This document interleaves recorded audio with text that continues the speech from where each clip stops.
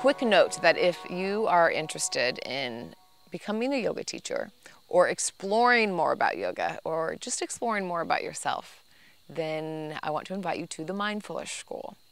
This is my teacher training school that we have a 300 hour coming up that begins in May that is very diverse and exciting. This is our advanced training. I don't love that word, but our advanced training.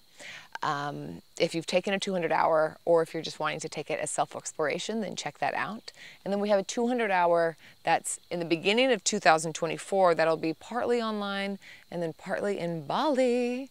And this, you get the foundations of the practice, learn all the foundational asana and philosophy, among many other things. So if you're interested in any of that, then you can head to the link in the comments or up here and check out those trainings. I've poured a lot of love into it, as have my other teachers, and it's a beautiful thing to share. Today, I want to do a little talk and a meditation. I'm actually gathering some of the meditation curriculum for the meditation unit of the 300 hour. So I'm inspired to just share a gratitude meditation. But first, there's a quote by Wendell Berry that says, "Be joyful, though you've considered all the facts." And I think that is such a beautiful reminder that can we hold opposites?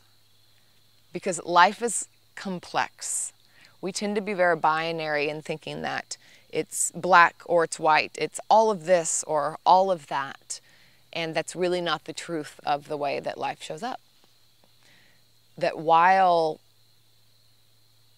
there is so much challenge and suffering and pain that's inherent part of life, it's not a moral issue. You haven't done anything wrong. That's just a part of being human.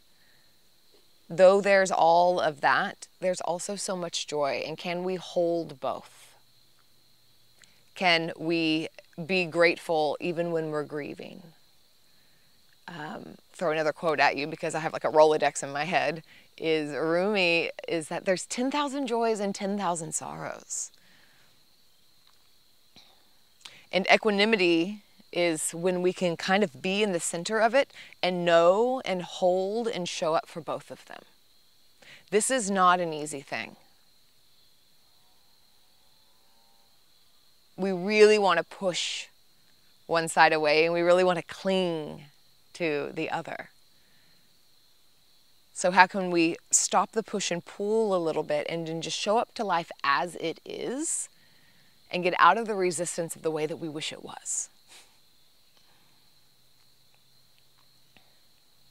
So a short gratitude meditation, an acknowledgement of grief as well. So maybe a short grief and gratitude meditation. Closing the eyes down. If that feels comfortable, you're welcome to leave them open as well. Sometimes it can be really nice to just slightly have them open. This also symbolizes, if they're a little bit open, in some traditions they like you to meditate with eyes slightly opened, is that you're not closing down to life, that you're showing up and you're staying present to it. So it actually is really fitting for this meditation as well.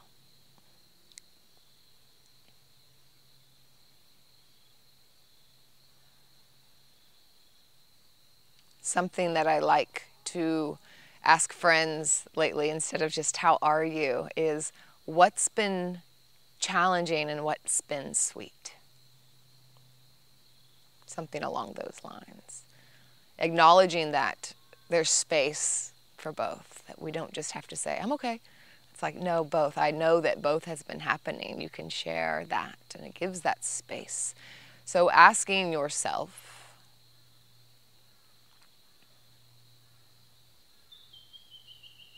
first, what's been challenging?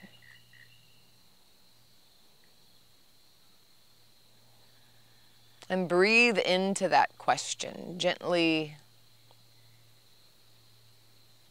inhale And gently exhale as you reflect.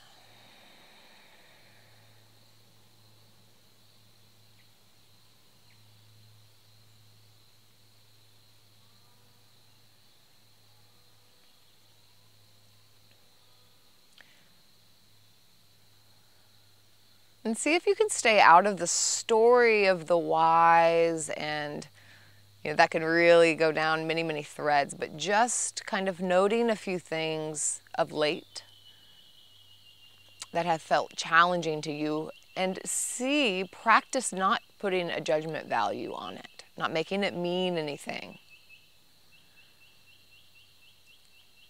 And see if through this reflection, you can maintain a steady breath, not gripping or holding.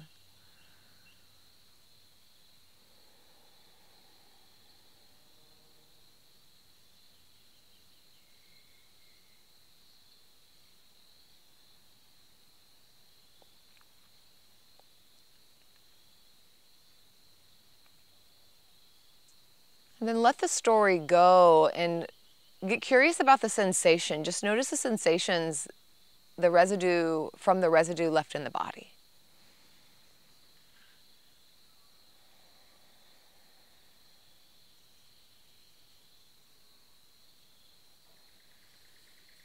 Was there any tightness or kind of shrugging down or getting small, or there's a million different ways that it could show up, and just notice the way that the sensations are showing up in your body.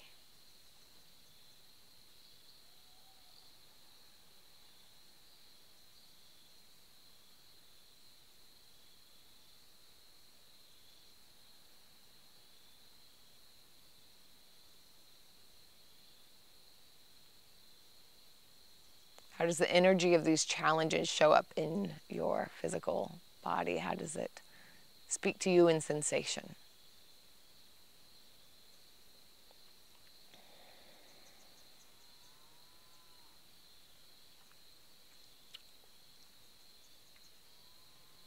And a reminder that, challenging things, it's part of life.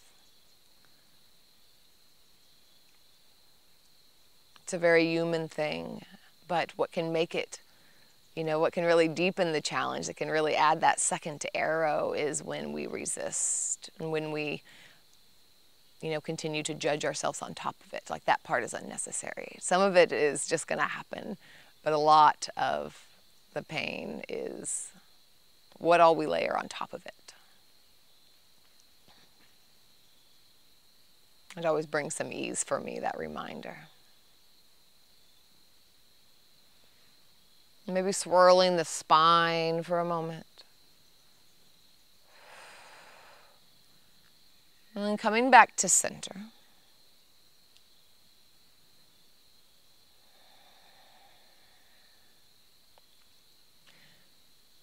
And then coming into gratitude. What's been sweet? Before you really even go there, let the breath just bring the association of that word, the sweetness, gratitude, into the body. And a few moments of reflection. What has been sweet? What are you grateful for? Even though you've considered all of the facts.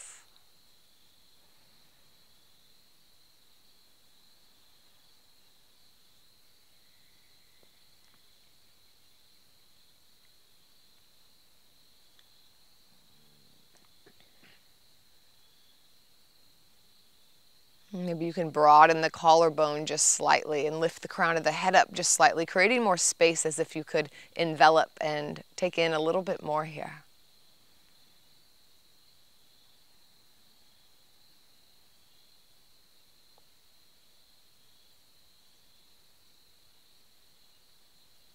And if you really want to flex your gratitude muscle, can you get intricate with what you're grateful for? Some really small things, the ones that aren't as obvious.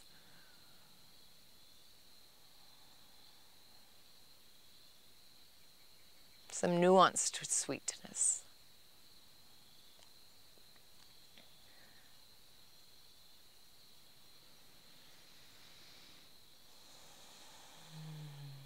Deep breath in, infuse it through the body. And exhale, creating spaciousness around it.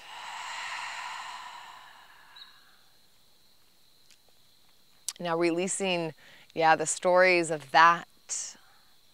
And see if you can just feel into the sensation.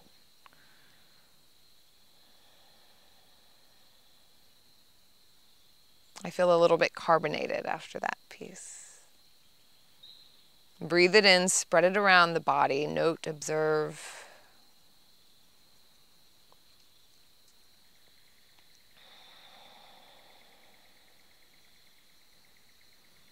Maybe a couple spirals with the spine.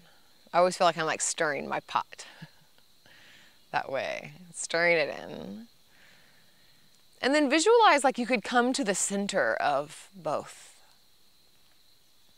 Like you could sit in the middle of all of it, 10,000 joys and 10,000 sorrows, in the middle of the grief and the gratitude. And find the center spot, the sweet center space. And press down through the sit bones there and reach through the crown of the head like you're finding some steadiness and strength right in the center. Upekkha.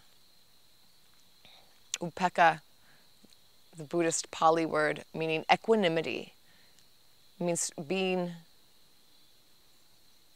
one of my favorite quotes of it is actually being patient, being steady in spite of. So very similar to the Barry quote. In spite of, firmly footed, sturdy, even though.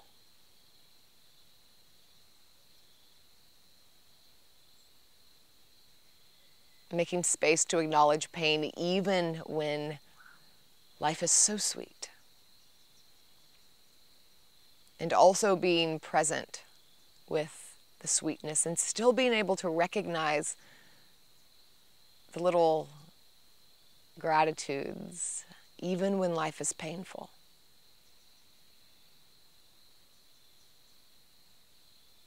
Can you widen enough to hold it all? And this is a practice. It does not always feel accessible. It does not often feel accessible, but it is possible.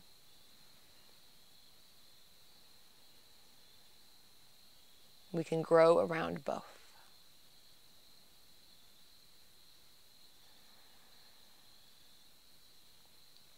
Bring our hands into Hakini Mudra, so maybe you gaze up to see what that is. You can bring the hands together and you'll leave the fingertips all touching, and then you're widen the palms away from one another, so as if we're gripping, if we're holding it all here. The fingertips are touching, but the palms are open and wide. A few more rounds of breath.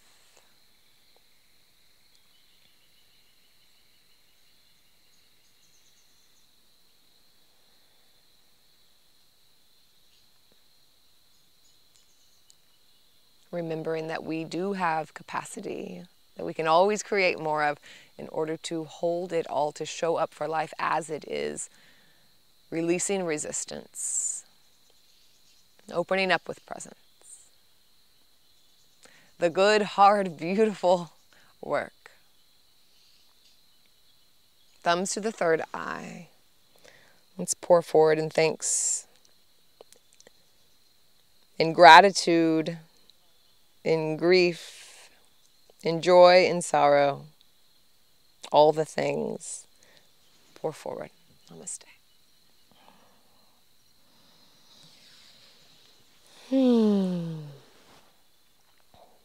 I hope that was of benefit and resonant. Thanks for joining me. I'll see you next time on your mat. And if you're interested in any of my upcoming offerings, I got a lot going on. Please do check it out. I'd love to practice with you on a deeper level.